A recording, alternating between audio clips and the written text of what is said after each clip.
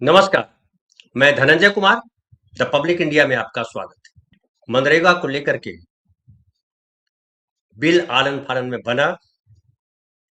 Bill Lok Sabha में राज्यसभा में बहस के लिए रखा गया और बिना किसी के विपक्ष के विपक्ष के विरोध के बावजूद मनरेगा को हटा करके जो दूसरा बिल था, विकसित भारत जी राम जी, वो पास करा लिया गया।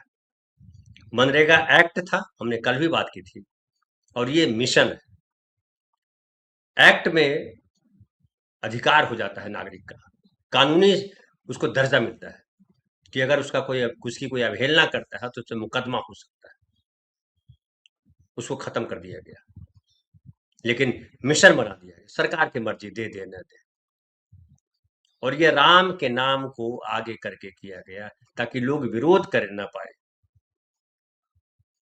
राम का बार बार इस्तेमाल कर रहे हैं ये लोग सत्ता पाने के लिए। एक वीडियो में दिखाता हूं, अजय भट्ट जो है वो एक सांसद हैं, नैनीताल उधम सिंह नगर के, वहां उत्तराखंड के सांसद हैं अजय भट्ट, ब्राह्मण है। राम को लेकर के क्या बोल रहे हैं वो सुनिए, और ये भी सुनिए कि किस तरह से, देखिएगा किस तरह से बीजेपी के नेता वहां जो बैठे हुए हैं, मंत्री किरण रिजिजू से लेकर प्रहलाद प्रहलाद जोशी, वो और एक राजस्थान के मंत्री है, कानून मंत्री है वो, और निशिकांत दुबे बैठे हुए हैं, उसमें बैठे हुए अनुराग ठाकुर, किस तरह से देखिए दांत बिदोड़ रहे हैं। उसको दांत बिदोड़ना हमारे यहाँ बिहार में कहते हैं। सुनिए जरा, पहले वो वीडियो देख लीजिए, फिर आगे बात करेंगे। ना हो रही हो, धन्यवाद। नौकरी नहीं लग रही हो, घर में कहीं पर ऊफा पटा हो रही हो, पत्नी पत्नी में नहीं बन रही हो, पति में लड़का बिगड़ गया हो, और तो और गाय अगर दूध नहीं दे रही हो तो आप श्री राम जय जय राम कह दीजिए, काम निकल जाएगा। तो इंटेंशन कहाँ गलत है? तो देखा आपने कि क्या कह रहे हैं, नौकरी नहीं मिल रही हो, बेटी की शादी नहीं हो रही हो, गाय दूध न दे रही हो, कोई भी समस्या हो, आप जय राम श्री राम जय राम जय जय राम करिए और आपका काम हो जाएगा। और हंस रहे हैं सब, राम का मजाक उड़ा रहे हैं। राम इस देश के लिए आस्था के प्रतीक है। आम आदमी से लेकर जो पढ़ा लिखा नहीं है वहां से लेकर के गांधी तक सबने सम्मान दिया, लेकिन राम के नाम पर कोई राजनीति नहीं की। राम को सत्ता तक पहुंचने का माध्यम नहीं बनाया किसी ने, लेकिन बीजेपी ने राम को सत्ता तक पहुंचने का माध्यम बनाया। बाबरी मस्जिद के भीतर जो राम की मूर्ति रखी गई, वो एक साजिश थी, एक प्रपंच था, वो इतिहास में दफन है, आप पढ़ सकते हैं। मैंने एक बार चर्चा भी की थी इस पर। उसको ताला बंद कर दिया गया। राजनाथ सिंह ने झूठ बोला मनीबेन की डायरी को लेकर के कि ये जो नेहरू है वो चाहते थे कि बाबरी मस्जिद का पुनरुद्धार किया जाए राज राज राज खजाने से, और सरदार पटेल ने उसका विरोध किया, जो कि झूठ था। एस जयराम ने उनको मनीबेन की डायरी के पन्ने भी दिए, जो गुजराती में था, कि पढ़ लीजिए, कहीं लिखा हुआ तो बताइए। लेकिन बीजेपी के नेताओं को शर्म नहीं आती। बीजेपी के नेता राम का मजाक उड़ाते। वो जो सांसद है, अभी जो वीडियो आपने देखा अजय भट्ट, क्या वो राम का मजाक नहीं उड़ा रहा है? गाय दूध न दे रही हो तो राम का नाम लीजिए, गाय दूध देने लगेगी। क्या ये राम का मजाक उड़ाना नहीं? ये सांसद जो बन के आया उस संसद में बैठा हुआ है, क्या राम राम जप के आया? क्या मंदिर में भजन कीर्तन करके आया यहाँ पे? और यहाँ आया तो क्यों आया? किसकी समस्या का समाधान? ये तो हिंदू राष्ट्र बनाने के लिए आया है। बीजेपी के सारे नेता राष्ट्र को हिंदू राष्ट्र बनाना चाहते हैं, संविधान खत्म करना चाहते हैं। तो तुम चुनाव क्यों लड़ रहे हो? राम राम से जय श्री राम करो मंदिर में बैठ करके, हिंदू राष्ट्र बन जाएगा, सारी समस्याओं का समाधान हो जाएगा। मंत्री बन जाओ राम राम करके। कोई दूसरा अगर ये कह रहा होता तो ये उसका विरोध करते कि राम का अनादर कर रहे हैं, राम आस्था के देवता है, राम हमारे पुरुषोत्तम राम है। लेकिन बीजेपी ने लगातार राम के नाम पर राजनीति की, घटिया राजनीति की, और सत्ता पे बनी हुई है। देखिए, राम जो है वो जो संविधान कहता है और जो राम कहते हैं, बड़ा किस्सा चर्चित है कि जब राम लौटे वनवास के बाद, सीता की अग्नि परीक्षा लेने के बाद, तो एक धोबी ने कहा, जो उनके नागरिक था, उनके राज्य का, उनकी प्रजा में से एक ने कहा, एक धोबी ने कहा कि हम कोई राम थोड़े हैं कि पत्नी दूसरे घर में दिनों रही और फिर उसको एक्सेप्ट कर लिया। और राम ने धोबी के कहने पर राजधर्म निभाया और सीता का त्याग कर दिया। ये कथा है, मैंने गढ़ी नहीं। इसका मतलब क्या था?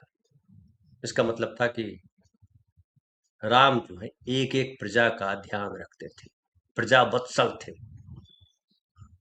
संसद में पूरा विपक्ष खिलाफ खड़ा था कि ये बिल नहीं पास होगा, मनरेगा को हटाना गलत है। राज्यसभा में तो वॉकआउट कर गए विपक्ष के नेता, लेकिन नरेंद्र मोदी ने उसको पास करवाया। क्या ये राजा राम के पद चिन्हों पे चलना था? राजा राम ने एक धोबी के कहने पर, एक प्रजा के कहने पर, एक आदमी के कहने पर सीता का त्याग कर दिया। सीता उनकी धर्म पत्नी। और ये तमाम विरोधों के खिलाफ जाकर के बिल पास किया। विकसित भारत जी राम जी। ये राम के नाम पर तमाशा करने वाले लोग। एक और बात करता हूं, हालांकि मैं राम की उस बात से सहमत नहीं हूं। राम ने सीता का परित्याग किया। रामचरितमानस छोड़ करके कभी वाल्मीकि रामायण पढ़िए। राम ने जो युद्ध किया, उन्होंने कहा कि मैंने सीते तुम्हारे लिए युद्ध नहीं किया, हमने अपने परिवार, अपने खानदान, उनके मान के लिए किया। अब तुमको जहां जाना है जाओ। ये भी वाल्मीकि रामायण में लिखा है। मैं उस प्रसंग पे नहीं जाता हूं, मैं उसी प्रसंग पे रहता हूं जिसमें रामचंद्र ने एक धोबी के कहने पर, एक प्रजा के कहने पर सीता का परित्याग किया। नरेंद्र मोदी ने क्या किया? कई सारे बिल पास कराए, विपक्ष के सांसदों को बाहर निकाल करके उनकी बात नहीं सुनना है। 11 साल से नरेंद्र मोदी सत्ता में है, 11 साल में विपक्ष की बात कब सुनी? विपक्ष जो है कोई एक व्यक्ति नहीं है। 35% अगर नरेंद्र मोदी के समर्थन में वोट किया है, यानी बीजेपी के समर्थन में वोट किया है, तो 65% देश की आबादी जो है, जो नागरिक है, उन्होंने खिलाफ समर्थन किया है, खिलाफ वोट किया है। फिर एसआईआर को लेकर के जो बात हुई, एसआईआर में क्या किया? आम नागरिकों के वोट काटे जिद में, अपने अहंकार के लिए। कल्याण बनर्जी ने परसों जो है पूछा नितिन गडकरी से, कितने घुसपैठिए मिले बंगाल में? एक भी नहीं। लेकिन निर्लज्ज की तरह बीजेपी के नेता हंसते हैं, दांत भी तोड़ते हैं। उनको भी पता है कि नरेंद्र मोदी जो है वो प्रपंच रच रहे हैं देश की जनता के सामने। जवाब नहीं है। बिहार में एसआईआर हुआ, कितने घुसपैठिए मिले, लोग पूछ रहे हैं, कोई जवाब नहीं। झारखंड में कितने घुसपैठिए मिले, कोई जवाब नहीं है।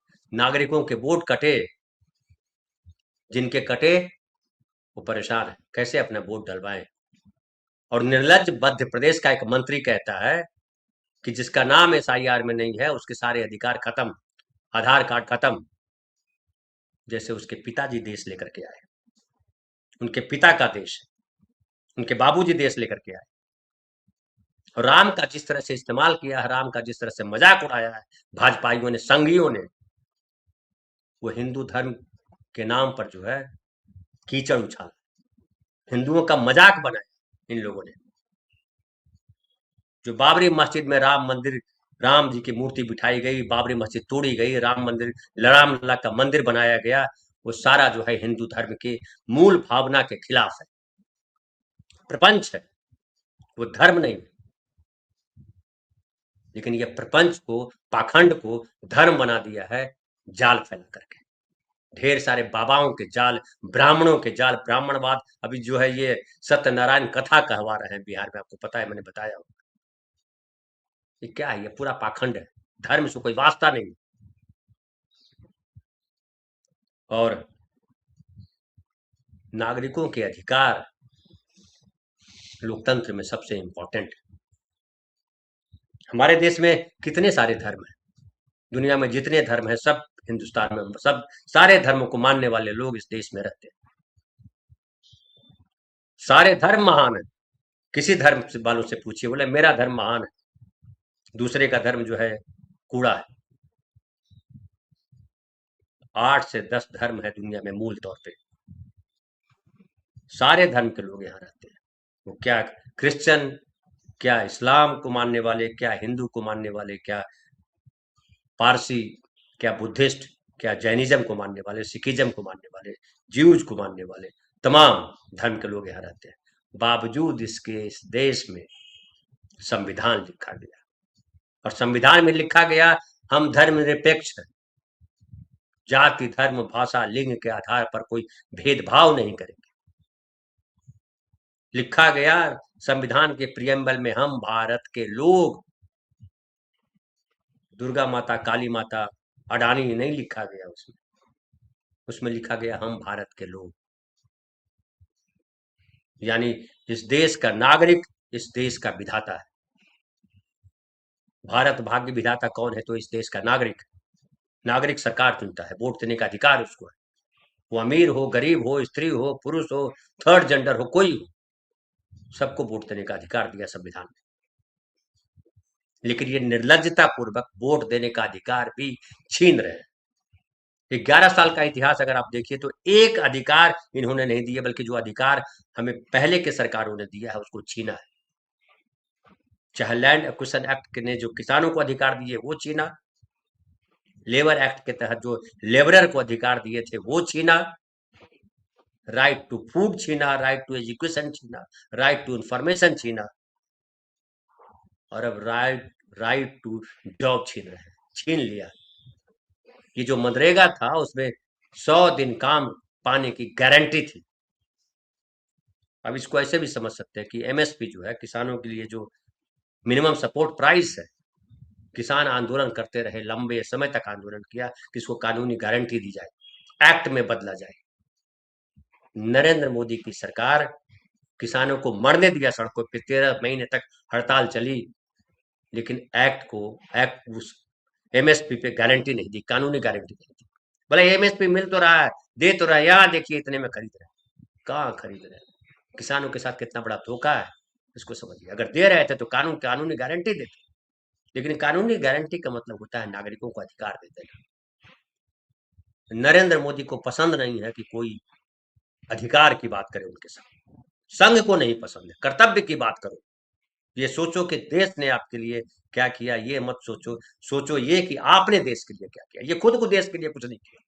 जिन्होंने खुद देश के लिए कुछ नहीं किया, जो अंग्रेजों की दलाली करते रहे, जो स्वतंत्रता संग्राम में जिन्होंने भाग नहीं लिया, वो पाठ पढ़ा रहे हैं देश के नागरिकों को आज सत्ता में आने के बाद कि आपने देश के लिए क्या किया। जब गांधी, भगत सिंह, खुदीराम बोस, सुभाष चंद्र बोस, चंद्रशेखर आजाद देश की आजादी के लिए लड़ाई लड़ रहे थे, तब ये भाण झोंक रहे थे, दलाली कर रहे थे। और जब देश आजाद हुआ तो कह रहे ये खंडित आजादी मिली है, तो पूर्ण आजादी लेके आते। जब तिलक पूर्ण स्वराज की बात कर रहे थे तो कहां थे? इनका ढोंग, इनका प्रपंच जो है, दुर्भाग्य है हमारे देश का कि आम नागरिक नहीं समझ, उनको पता ही नहीं है कि एक्ट और मिशन में क्या फर्क है। मनरेगा खत्म कर दिया, उसका क्या नुकसान होगा देश को। 15.5 करोड़ लोगों को रोजगार दिया हुआ था, दुनिया में सबसे बड़ा कार्यक्रम था। कानूनी गारंटी थी कि इतने लोगों को हम रोजगार देना। 15.5 करोड़ लोगों को रोजगार दिया था एक झटके में। एक कानून पास हुआ और 15.5 करोड़ लोगों को रोजगार मिल गया। अब एक झटके में कानून पास हुआ, 15.5 करोड़ लोगों के रोजगार छीन गए। अब अंधा बांटे रेवड़ी, चीन चीन के दे। कई लोग कह सकते हैं कि क्या फर्क पड़ता है, तो मोदी जी ने कह दिया कि 125 दिन रोजगार देंगे। भाई 125 दिन रोजगार दोगे, लेकिन गारंटी नहीं है। किसको दोगे? उसमें था कि हम जो है, हमको भी अगर रोजगार करना है तो मनरेगा का कार्ड बनाएंगे और हम रोजगार पाने के हकदार। अब कोई हकदार नहीं, वो दे न दे वो सरकार की मर्जी, उस लोकल प्रशासन की मर्जी, मुखिया, सरपंच, निकाय, बीडीओ उसकी मर्जी, कलेक्टर की मर्जी, आपका कार्ड बने बने ना बने। और जब जो वोट देने का अधिकार छीन रहा है, वो रोजगार का अधिकार कहां से देगा? ये सबसे महत्वपूर्ण बात है। अब देखिए हर जगह बांट रहे हैं। एक बाबा आए थे, निर्मल बाबा, आपने सुना होगा, वो कृपा बरसाते थे। जाओ समोसा खा लो, हनुमान मंदिर के बगल में समोसे की दुकान है, समोसा दोस्तों को खिलाओ, कृपा बरसेगी। नरेंद्र मोदी कृपा बरसा रहे हैं। 5 किलो अनाज नरेंद्र मोदी दे रहा है। अस्पताल नरेंद्र मोदी बना रहा है। 1500 रुपए नरेंद्र मोदी दे रहा है। 10,000 बिहार में नरेंद्र मोदी दिया। किसानों को 6,000 नरेंद्र मोदी दे रहा है। नरेंद्र मोदी दे रहे हैं या इस देश के खजाने से जा रहा है? और अधिकार जो है था, उसको छीन करके आप कृपा कर रहे हो, भीख दे रहे हो। आपकी मर्जी, जब चाहे जो कर दो। और ये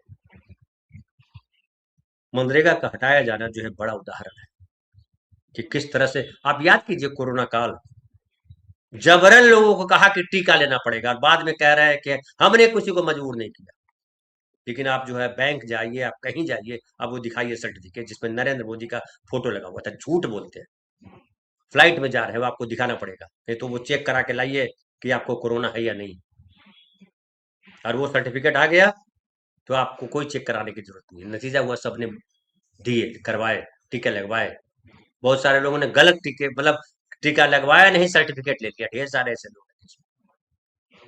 और अभी चल रहा है कि जो है अचानक चलते चलते आदमी गिर के मर जाता है, हार्ट अटैक आ जाता है, ये कोरोना की वजह से है। लेकिन सरकार के पास उसको उसकी सफाई देने का कोई वक्त नहीं है। संसद, लोकतंत्र, संविधान, तमाम धर्मों को किनारे करके संविधान क्यों बनाया गया? संविधान इसलिए बनाया गया, सबके लिए बराबर विधान इसलिए किया गया कि धर्मों ने बराबर विधान नहीं बनाया, सबको बराबर अवसर नहीं दिया गया। रोजगार की गारंटी नहीं है किसी धर्म में। रोजगार, जय श्री राम करने से रोजगार मिल जाता तो गारंटी होती कि जय श्री राम आधा घंटा करो, रोजगार मिलेगा। अल्लाह अल्लाह 1.5 घंटा करो, रोजगार मिलेगा। नहीं है। लेकिन ये गारंटी थी कि आप एप्लीकेशन दीजिए, अगर आपको रोजगार चाहिए, काम चाहिए। जो लाखों रुपए लूट के रखे हैं उनको समझ में नहीं आएगा, जिनकी बड़ी बड़ी सैलरी है उनको समझ में नहीं आएगा, लेकिन जिनके पास 100 रुपया नहीं होता है उनके लिए बहुत बड़ी बात मनरेगा थी। गांव में जाइए, देखिए क्या हालत है लोगों की। गांव में रोजगार नहीं है, मनरेगा ने रोजगार दिया गांव के लोगों को। तो ये संविधान का मजाक है, ये राम का मजाक है, ये देश के लोकतंत्र का मजाक है। और हम धर्म के नाम पर ये सब हंसते हुए सह रहे हैं। हम सब हिंदू बने जा रहे हैं, कोई बाकी मुसलमान बना जा रहा है। ये देश का दुर्भाग्य है। और ये जो, मैं बार बार इस बात को कहता हूं कि संविधान जो है क्यों बनाया, सभी धर्मों के होने के बावजूद इसलिए बनाया कि संविधान ने सबको बराबरी का अधिकार दिया, सबको वोट देने का अधिकार दिया, सबको पढ़ने का अधिकार दिया, सबको यहाँ रोजगार करने का अधिकार दिया, सबको नौकरी करने का अधिकार दिया, तमाम किस्म के अधिकार दिया। और देश की आजादी के बाद अगर मोटा मोटा भी मैं आपको गिन दूं, जमींदारी प्रथा खत्म किया कांग्रेस ने। जमींदारी प्रथा जब थी, पता कीजिए, इतिहास में पढ़ लीजिए अगर आपको नहीं पता है तो, कि क्या हालत थी पिछड़ों की, दलितों की। आज भी देख रहे हैं जो घर तोड़े जा रहे हैं, दिल्ली से लेकर के बिहार के कोई गांव तक बुलडोजर चलाया जा रहा है कि कोर्ट के आदेश पर चला रहे हैं। कोर्ट न्यायालय, लेकिन न्याय कैसे होता है? जो संविधान में न्याय लिखा है, क्या उसी अनुसार न्याय होता है? वो न्यायालय नहीं है, वो सरकार ने जो कानून बनाया है उसको तामील करता है। सरकार ने कानून बनाया कि ये जमीन जो है सरकार की है। अब पट्टा, उत्तराखंड में तो पट्टा दी, कांग्रेस ने जिसको 1975 में गरीबों को पट्टा दिया था, वो पट्टे कैंसिल कर दिए उत्तराखंड में, बीजेपी की धामी सरकार ने, और उनका घर तोड़ा गया। देश के आधे से ज्यादा लोग गैर मजरूआ जमीन पे घर है। अच्छे अच्छे लोगों के पास जो गांव में घर है, उनके पास कागज नहीं है घर का। जमींदारी वक्त था तो जमींदारी के समय दे दिया जाता था। चाहे बसाया जाता था। सरकार ने उसको कंटिन्यू रखा। सरकार ने नियम बनाया, कांग्रेस सरकार ने, कि जिसके पास घर नहीं है उसको 3 डिसमिल जमीन देंगे गांव में। कौन सी जमीन देगी सरकार? भूदान आंदोलन वाली जमीन या जमींदारों से छीन करके जमीन देगी सरकार? लेकिन जो लोग बसे हुए थे गांव में, 50 साल से 60 साल से रह रहे थे, उनका घर तोड़ा जा रहा है। तो मौलिक अधिकार छीने जा रहे हैं, और किसान हो, मजदूर हो, सामान्य नागरिक हो, सबके अधिकारों की ऐसी की तैसी की जा रही है। और देखिए ना, इतना परपीड़ा फैला दिए, इतनी घृणा फैला दी है समाज में, कि जो पीड़ित है उसका रोना इनको जो है मजाक लगता है, नाटक कर रहा है, नौटंकी कर रहा है। जब खुद मरने लगते हैं तो पीड़ा दिखाई पड़ती है। मुझे कई लोग नजर आते हैं जो आज दांत निपोर रहे हैं, वो कल रोते हुए मैंने उनको देखा है, संसद में रोते हुए देखा है, गला फाड़ के रो रहे थे। गीत सुनाते हैं, मेरी माँ फलाना करती थी, मैं बड़ा गरीब था। तो गरीब था तो राम नाम जपने से बन गया प्रधानमंत्री? या गरीब थे तो संविधान ने बनाया प्रधानमंत्री? संविधान ने अगर अधिकार नहीं देता तो कोई दलित राष्ट्रपति बनता क्या? राजा का बेटा राजा। राहुल गांधी पे आरोप लगता है परिवारवाद का, लेकिन ये सब खुद परिवारवादी, दुष्ट किस्म के परिवारवादी है। जो संघ का है उसको सारी सुविधाएं, पर्ची बट रही है। राहुल गांधी ने कहा कि संघ के लोगों को यूनिवर्सिटीज में वाइस चांसलर बनाया जा रहा है, संस्थाओं में बिठाया जा रहा है। डीएमके के नेता ने कहा कि जज जो है, हाईकोर्ट के जो जज है वो संघी है, ये संघी कोर्ट है।